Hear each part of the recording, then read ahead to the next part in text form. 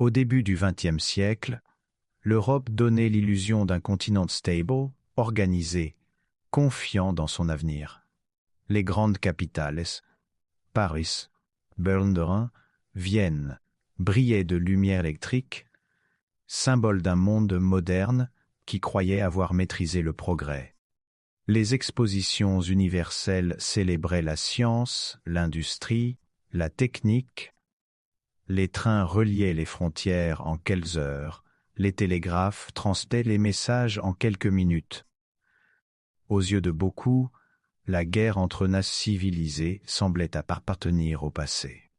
Pourtant, derrière cette façade rassurante, les relations politiques entre les puissances reposaient sur un équilibre précaire, fragile, presque artificiel. La paix européenne ne s'appuyait pas sur la confiance, mais sur une série de calculs prudents, de craintes silencieuses et d'intérêts contradictoires. Chaque gouvernement observait les autres avec attention, interprétant leurs décisions comme des signes de force ou de faiblesse. Un discours politique, une réforme militaire, un nouveau navire de guerre pouvaient être perçus comme des menaces déguisées. Cette atmosphère créait une permanente, même en l'absence de conflits ouverts. Ainsi, la paix n'était pas une réalité solide, mais une suspension temporaire d'hostilité possible. L'Europe semblait calme, mais elle était en réalité traversée par des forces invisibles qui la tiraient lentement vers une confrontation. En France, la politique ne pouvait être séparée du souvenir de 1870. La défaite face à la Prusse et la perte de l'Alsace-Lorraine avaient laissé une trace profonde dans la conscience nationale. Ce territoire perdu n'était pas seulement une question de géographie. Il représentait une humiliation, un symbole d'une France affaiblie. Dans les écoles, les cartes montraient ces provinces comme temporairement séparées du pays. Dans la presse et les discours, on rappelait régulièrement cette blessure historique. Cependant, la France ne cherchait pas ouvertement la guerre. Les dirigeants savaient le prix humain d'un conflit moderne, mais ils estimaient nécessaire d'être prêts. L'armée fut modernisée, le service militaire renforcé, les alliances recherchées. Cette politique de préparation n'était pas une déclaration d'hostilité directe, mais elle traduisait une conviction profonde. Si une nouvelle crise, avec l'Allemagne, la France ne devait plus être surprise ni affaiblie. La mémoire du passé orientait les choix du présent. L'Empire allemand, unifié depuis peu, avec une énergie remarquable. Son industrie connaissait une croissance rapide, ses universités étaient à la pointe de la recherche scientifique, son armée était réputée pour sa discipline et son efficacité. Cette réussite impressionnait, autant qu'elle inquiétait. Les autres puissances européennes voyaient dans cette montance un possible déséquilibre. Berlin ne voulait pas seulement assurer sa sécurité continentale. Elle cherchait une influence mondiale, des colonies, une flotte capable de rivaliser avec celle du Royaume-Uni. Chaque décision navale allemande alimentait la méfiance britannique, tandis que de l'armée allemande renforçait l'inquiétude française. Ainsi, même sans conflit direct, la perception d'une menace grandissait. L'Europe entrait dans une logique où la puissance de l'un était vécue comme un danger par les autres. Face à ces tensions, les États européens cherchèrent la sécurité dans les alliances. La France se rapprocha de la Russie, puis du Royaume-Uni. Ces accords reposaient sur une logique défensive, dissuader toute agression en montrant qu'un conflit local deviendrait général.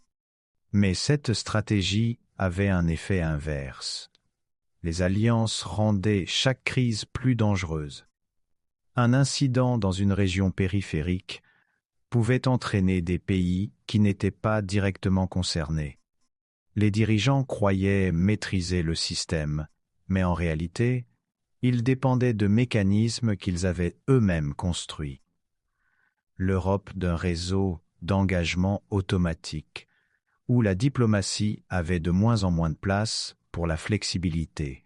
Progressivement, la peur devint un moteur central des décisions politiques.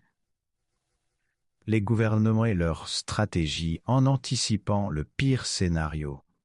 Les budgets militaires augmentaient chaque année, les plans de mobilisation étaient détaillés à la minute près. Les journaux diffusaient des discours patriotiques, renforçant l'idée que la fermeté était une nécessité. Cette atmosphère modifia la nature même de la politique. Il ne s'agissait plus d'éviter la guerre, mais être prêt à la mener à tout moment. La diplomatie continuait d'exister, mais elle était accompagnée d'une préparation militaire constante. L'Europe avançait vers le conflit non par désir immédiat, mais parce que chaque décision, prise par prudence, rendait la guerre plus probable. Le 28 juin 1914, dans une rue de Sarajevo, un attentat vint à la vie de l'archiduc François Ferdinand, héritier de l'Empire austro-hongrois.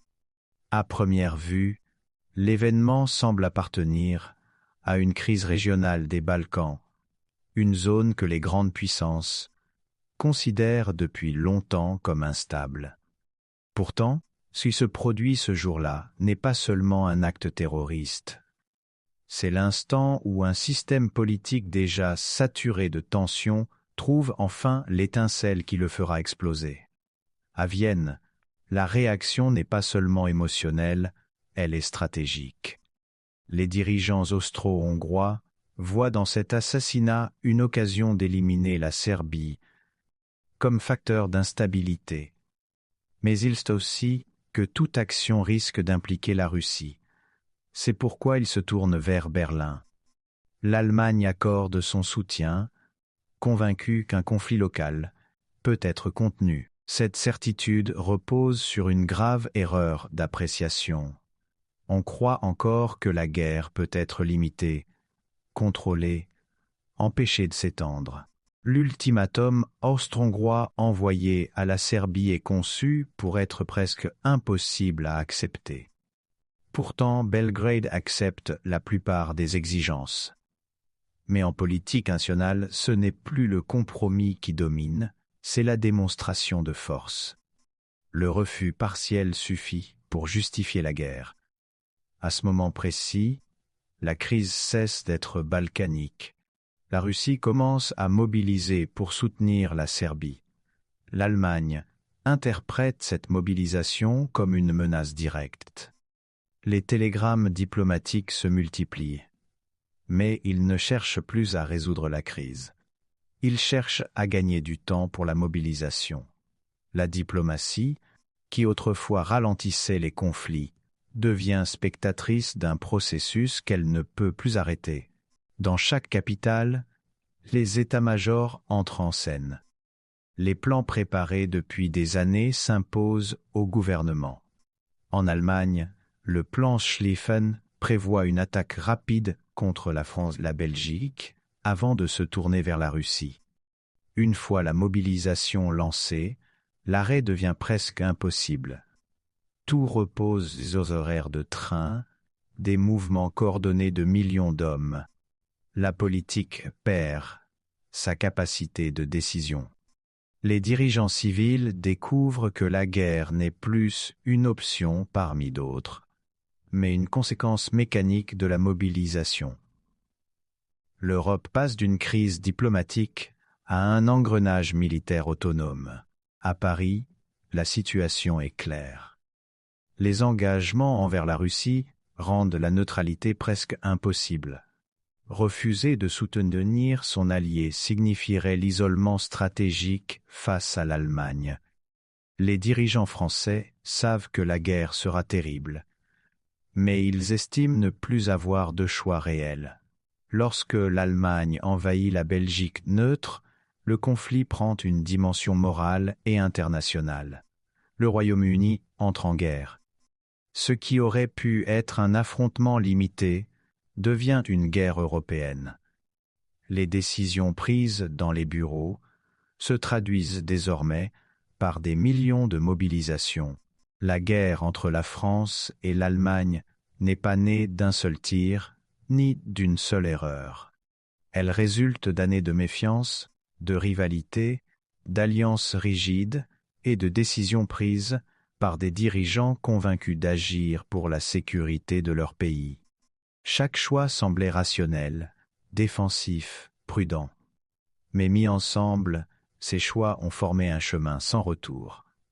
Ainsi commence un conflit que personne ne voulait vraiment, mais que presque personne n'a su empêcher.